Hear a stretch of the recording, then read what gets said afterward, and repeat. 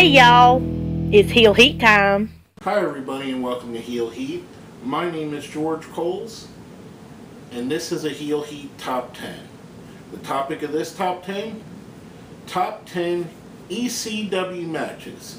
Now we're only talking about the original ECW, not anything that happened post One Night Stand, including One Night Stand while it was under the WWE moniker. So let's roll right into it. First off, number 10. The Pitbulls versus Raven and Stevie Richards in a 2 out of 3 falls double dog collar match from Gangster's Paradise 1995. Just a great chaotic match, kind of showed what ECW was, had some blood, had some violence, had some good wrestling involved. One of the most underrated teams of the ECW era, the Pitbulls, unfortunately, they don't get as much hype as teams like the Dudley Boys or the Gangsters or the Eliminators or even Public Enemy. But they were a damn solid team and a damn good group as well. Raven and Stevie Richards, also a great tag team at one point, along with going with Raven's solo run in the whole Flock or Raven's Nest in ECW, sorry. But a great match. The Pitbulls pick up the win back the tag team championships. A great match showcasing the Pitbulls. Like I said, a great team that kind of gets underrated through the years. Number 9. Taz versus Sabu from ECW's first pay-per-view, Barely Legal, 1997. This was a match that was hyped up for over a year. It was a match that sold the first pay-per-view basically as the main event. We get the grudge match of the century, as it was called. Former friends that hate each other. Taz picks up the win over Sabu. After the match, we see Bill Alfonso turn on Taz and go on to manage Sabu and Van Dam. Just a good match, a good way to end the feud. I mean, this was two of the biggest stars in the history of ECW, probably at or around their peak. One of the biggest feuds in ECW. The way they played it up with Sabu ducking Taz and not wanting to wrestle Taz, and then Taz finally getting what he wants, and the payoff at the pay-per-view was just a great way to give us a culmination of basically one of the better feuds in the history, and one of the greatest build-ups to a match I've seen in my lifetime. It was on par with the build-up to Sting vs. Hogan in Starrcade. However, we all know how that match ended up and how disappointing that match was. This was a great payoff, and this is how it should have ended. Speaking of ending, number 8 is a match that's probably about a month before ECW closes its doors. Tommy Dreamer versus C.W. Anderson, guilty as charged 2001 in an I Quit match. This is a match, I believe, if ECW would have went on, C.W. Anderson would have made himself a major star off of this. Tommy Dreamer and him go out there and absolutely bust their ass in a violent, destructive, just a hard-hitting, old-school style. Kind of reminded me of the matches that Tully Blanchard and Dusty Rhodes would have. Dreamer picks up the win after a very hard-fought match, and C.W. Anderson comes out looking like a star. Dreamer is Dreamer in the ECW. Just a great match. Unfortunately, towards the end of ECW, when it really should have built for something more. C.W. Anderson, another underappreciated talent, much like I talked about with the Pitbulls. Great wrestler, great gimmick, and he really looked the part. He looked like he was an Anderson. Now our number 7 is what a lot of people point to as the first real breakthrough match of ECW. the first match that catches national attention and starts bringing eyes into the product. Shane Douglas versus Terry Funk versus Sabu in a 1-hour draw at the night the line was crossed, 1994. It's the first, I believe it's the first of the what would be known as the three-way dances, kind of revolutionary in pro wrestling at the time. Everything up to that point was 1-on-1, 2-on-2, 6-man. And here we got these three guys. You got Terry Funk, the legend, Shane Douglas, the brash kind of leader of the ECW revolution, and Sabu, the suicidal, homicidal maniac. They go out there and put on an absolute classic match. I believe, I know for a fact it's on one of the 2 ECW Unleashed DVDs that WWE's released. Just a great match, some great psychology, the whole thing just, and then to have it end in a draw where it leaves you where all 3 men are on equal footing, just a great match. Again, it started to show that ECW is going to be a major player, that this is going to be something that you need to watch because look at what they're doing. Now, coming off of that, our number 6, another match involving Shane Douglas, another multi-person match. He seemed to excel in these. Shane Douglas versus 2 Cold Scorpio versus Chris Jericho versus Pitbull number 2. I guess you could say a 4-way elimination match at Heatwave 96 for the ECW TV title.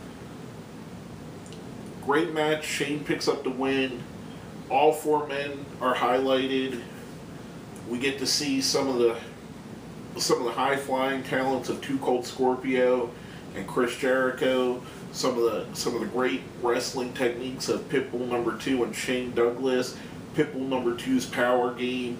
It all meshes so well to give us a great story with 4 totally unique talents, all in one match, all meshing well. Much like the match I just mentioned, the 3-way, you get 4 combustible elements, put on a hell of a match. Now our number 5, Rob Van Dam and Sabu versus Hayabusa and Jinsei Shinzake, who most fans know in America as Hakushi, from Heatwave 98. This match was one of the most amazing high-flying matches I've seen in my life. It's a precursor to what we would go on to see with the Hardy Boys and Edge and Christian, what they would do, and people like that carrying it on.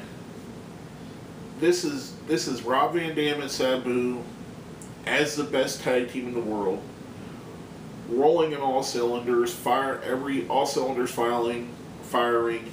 Then you got the amazing tag team coming from FMW of Hayabusa and Jinsei Shinzake, who are basically the exact counterparts of Rob Van Dam and Sabu. Sabu and Hayabusa basically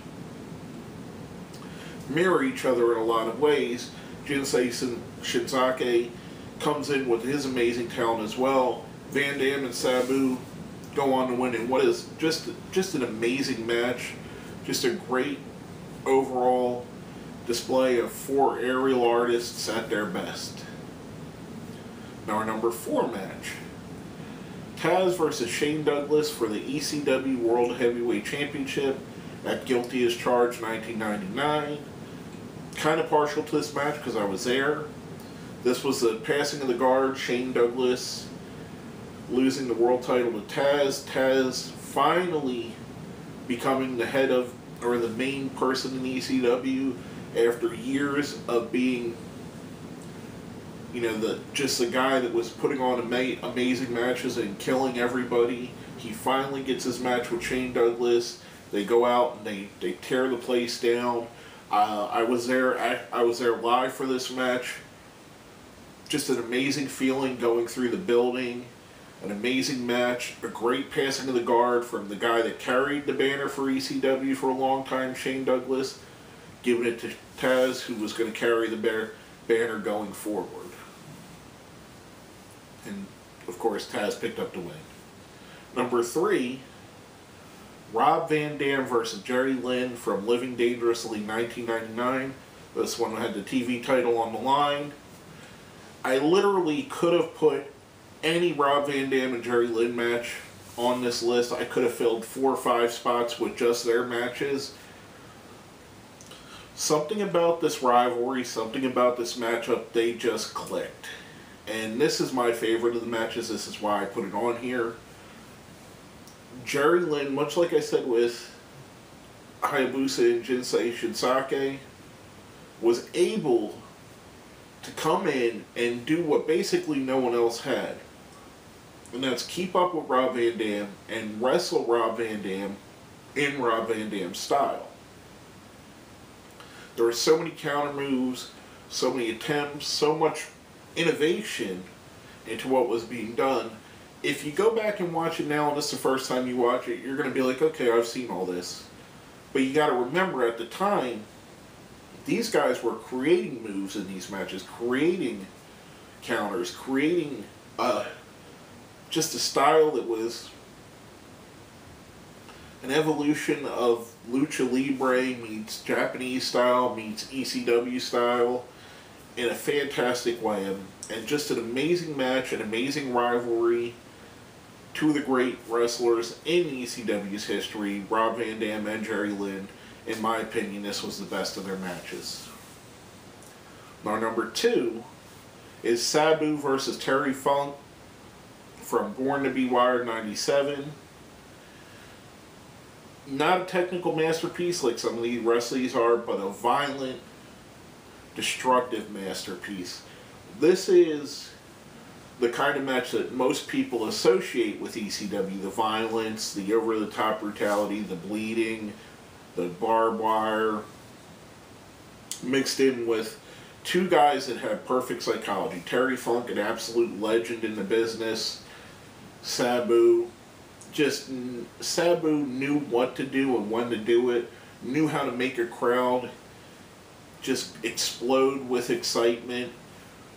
The 2 go out there, absolutely destroy each other, absolutely tear through. Sabu picks up the win, beats Terry Funk for the world title. If someone were to say to me, what match encapsulates the violence of ECW, and this would be it. This would be the violent side. Which, there was a lot of violence. There was guys like New Jack, Balls Mahoney, Axl Rotten, Raven, Tommy Dreamer, Terry Funk, Sabu. They all had levels of violence. This was a different level with a great mixture of ring psychology by 2 guys that are absolute masters of it. And it led to a historically great match, in my opinion. Now, before we get into our number 1, we do a thing on the top 10s called the best of the rest. Basically, things that just barely made the list, but are still pretty awesome. Now, in no particular order, these things barely miss the list, I'm sorry. I'll give you my best of the rest in no particular order. First up, Psychosis versus Rey Mysterio Jr. from November to Remember 1995. This was Paul Heyman dealing with a roster that was being raided by WCW at the time and losing major talents. So he tried something different. He brought in some luchadors. We get Mysterio and Psychosis. They put on a hell of a death. I believe it was a Texas death match or whatever they called it. Some kind of death match. But basically, they go all over the ECW arena. They fly all around the ring.